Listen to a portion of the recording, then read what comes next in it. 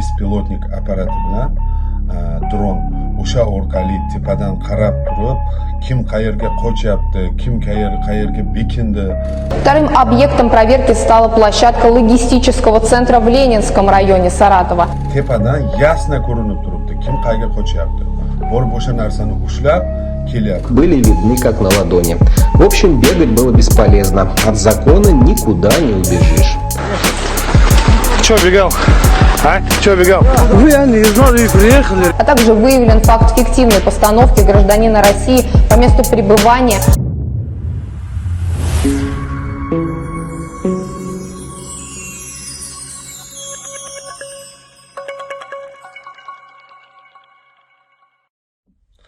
Assalomu alaykum hammaga.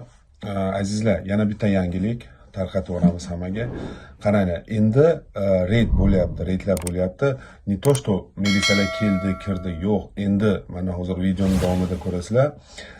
FMS reyd kelgandan keyin даже mana bespilotnik apparati bilan dron o'sha orqali tepadan qarab turib, kim qayerga qochyapti, kim qayerga bekindi, borib ushlayapti. Tushunyapsizlarmi?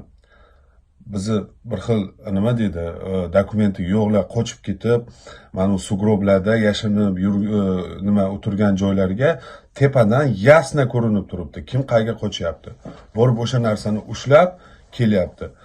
Sizlarga maslahatim, aka-ukalar, yana bir marta so'rayman. Ozgina mablag' ajratib, ozgina vaqt ajratib, dokumentlaringizni yaxshi qilib olinglar, chunki hozir bu narsa tugamaydi. Hammani o'sha kimda kim dokumenti bo'lmasa chiqarib o'rishga harakat qilinyapti. Tushunyapsizlarmi? Legalizatsiya degan narsa bo'ladi. Hamma dokumentsizlar, dokumenti borlar maza qilib ishlayapti, ko'ryapman. Haq huquqini biladi, dokumenti bor, maza qilib ishlayapti. Hammaga rahmat, videoni tarqatib o'ramiz.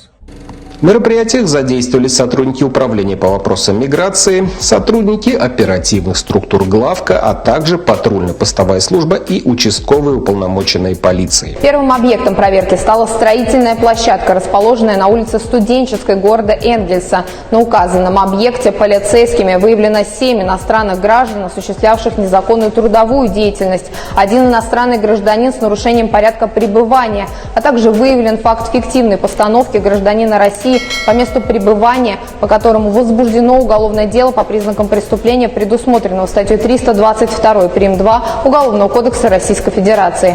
Вторым объектом проверки стала площадка логистического центра в Ленинском районе Саратова. Зная о том, что работники в этих местах люди довольно суетливые, при виде полицейских так и норовят сбежать, строительный объект в режиме реального времени с высоты птичьего полета просматривался с камеры квадрокоптера.